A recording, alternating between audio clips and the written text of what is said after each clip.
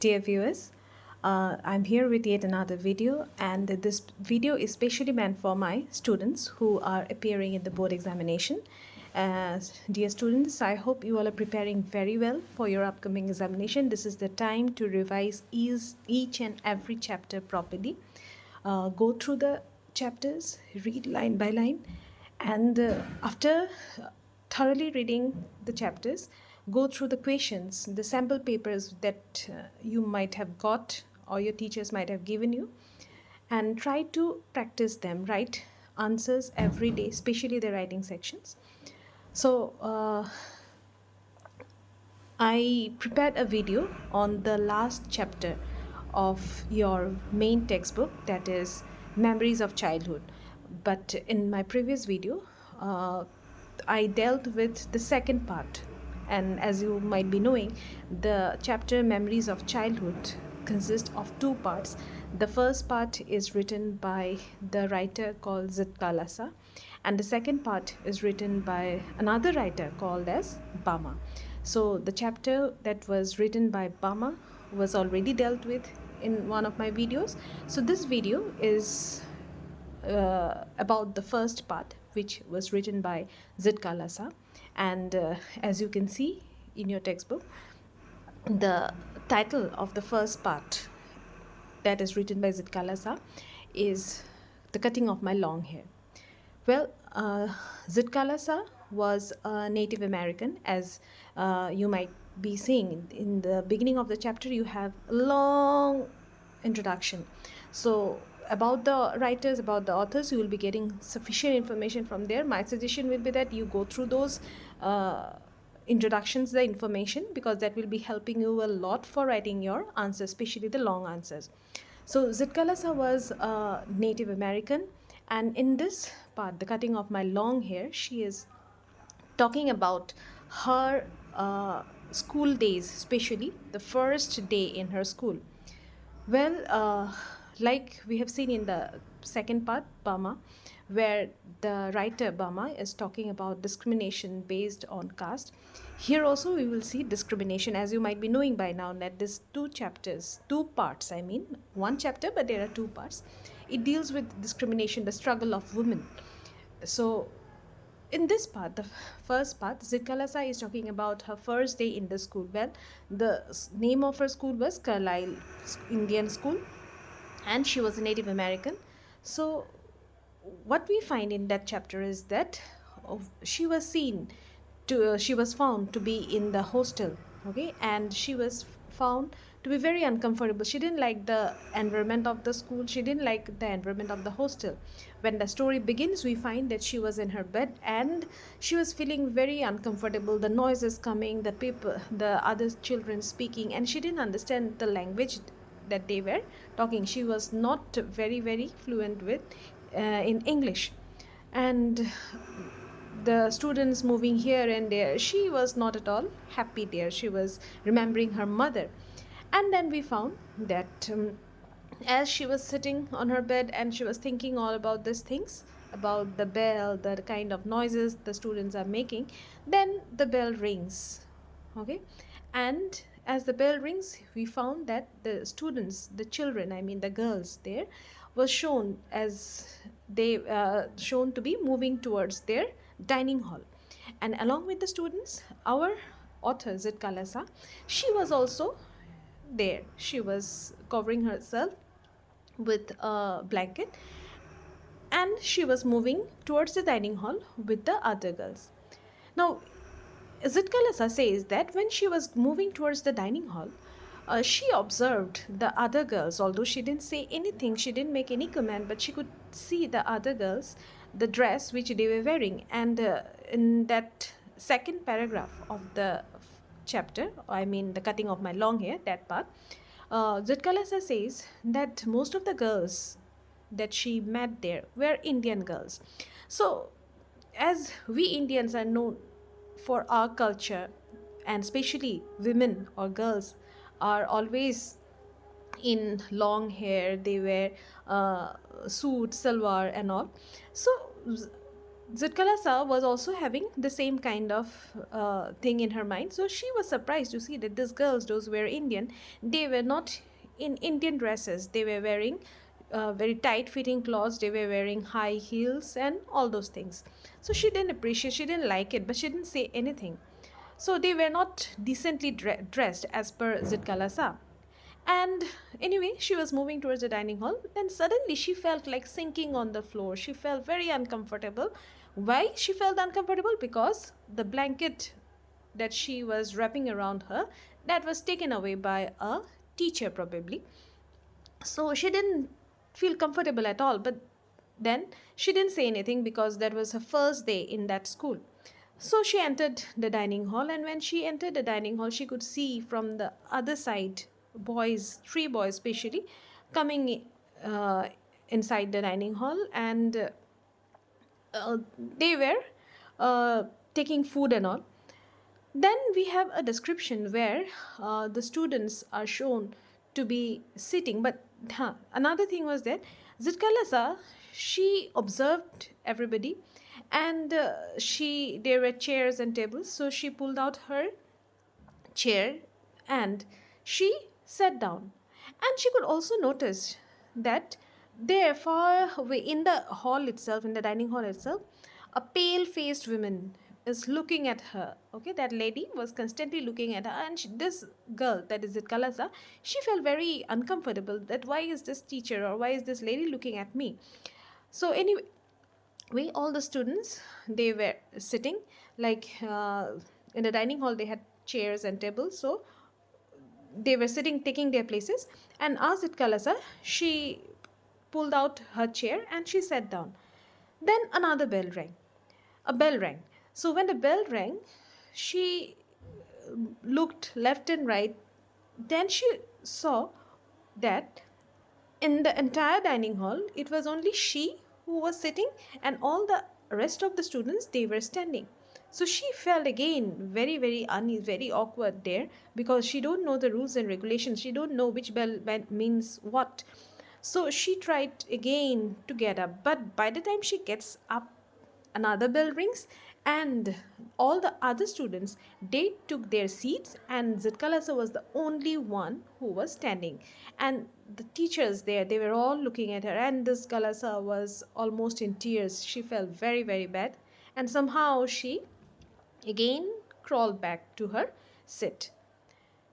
Now, this is very beautifully explained by the writer there. If you are reading, so you can understand in very simple language, she was trying to show the uncomfortable, the uneasy environment of that dining hall. She was uncomfortable, of course, not the rest. So she was completely new. She didn't know the rules and regulations. She didn't know the bell, which bell is for what.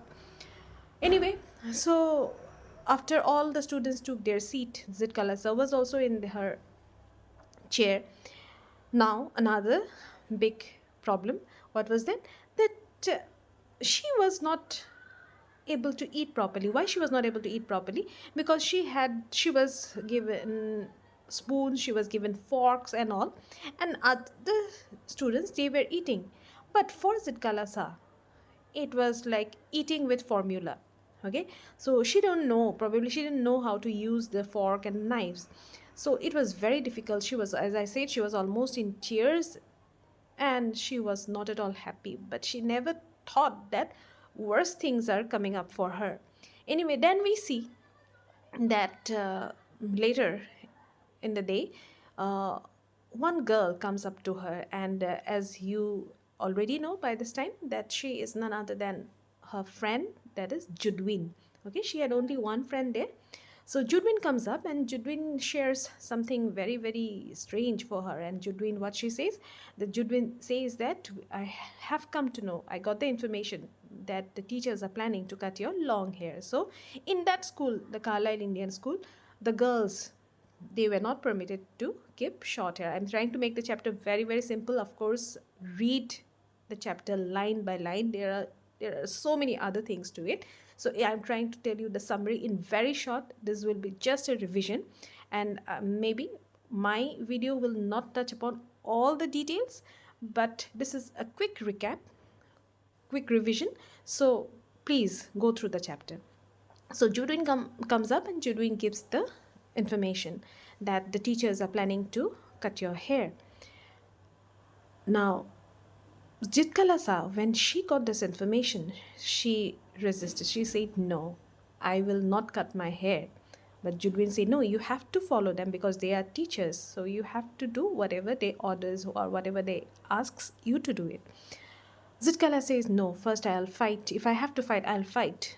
Because in my culture, my mother told me that only cowards keep short hairs, and unskilled warriors, okay, warriors who go for fighting wars and battles, okay, unskilled, if they are defeated and all, their hair is cut short. Okay, unskilled warriors, then cowards, and mourners, those who are grieving because somebody died in the family, especially the parents died in the family, they keep their hair short. So I'm not going to cut my hair." So she resisted, she refused it. "I'll not give up."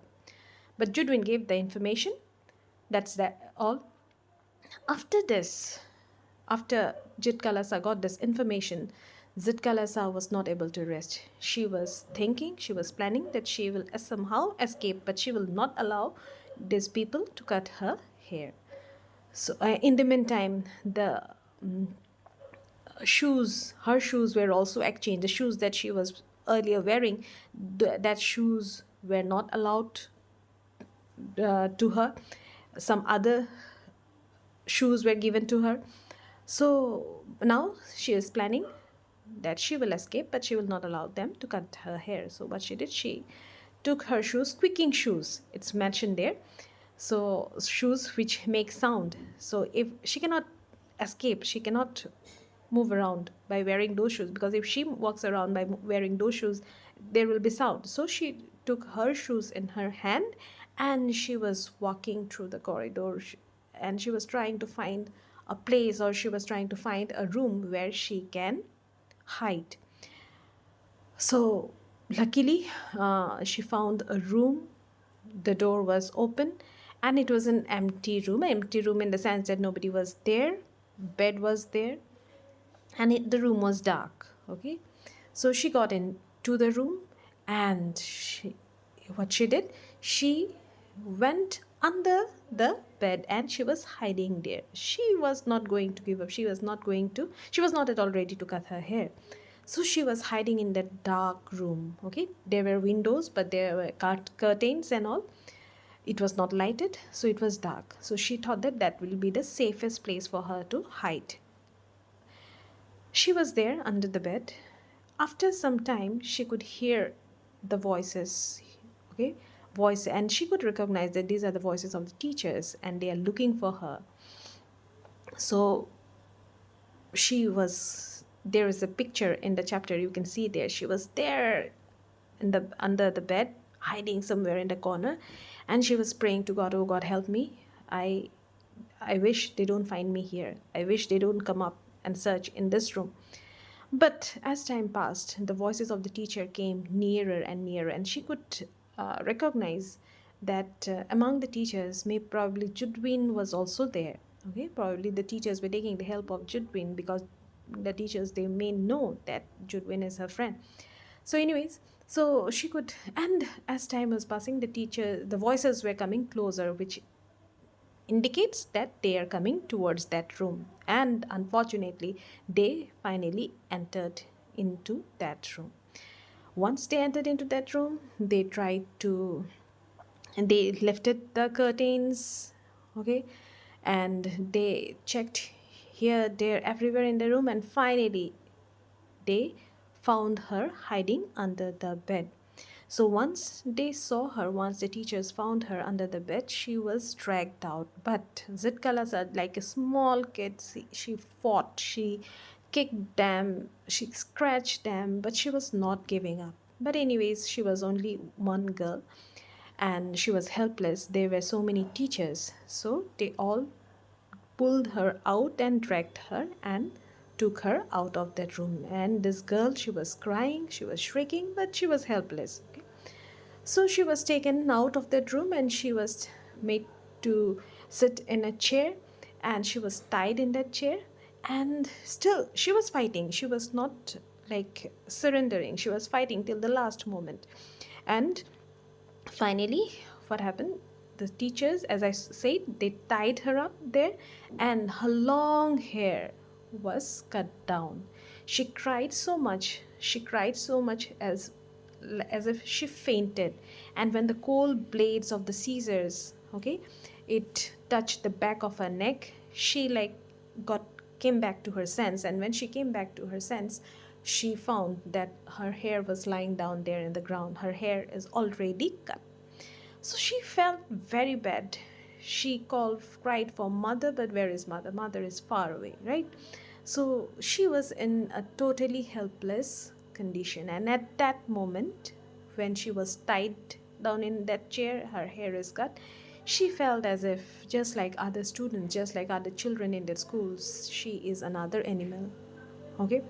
So she felt very, very bad. This is where the story ends. As you know, by now, you know the chapter. So, what Zitkalasa is also known as Redbud. There are so many names by which she writes. Okay, so she is trying to show the discrimination which goes on. She was a Native American, and the way the white American treated these Indian girls and the Native American, that is that she is trying to show in this small, very short story, the cutting of my long hair. Okay, so that's it. So there are so many other details, as I said. You will get a lot of other information, lot of other important things are there in this chapter. As always, I like to suggest that first read the chapter line by line, each and every word, know the word meanings, and after reading the chapter line by line, go through all the questions that your teachers might have given you, and the questions which are in the sample papers. Go through them, practice them, and I'm sure if you do this, definitely you will fare well in your exam. So here's wishing you good luck. Thank you.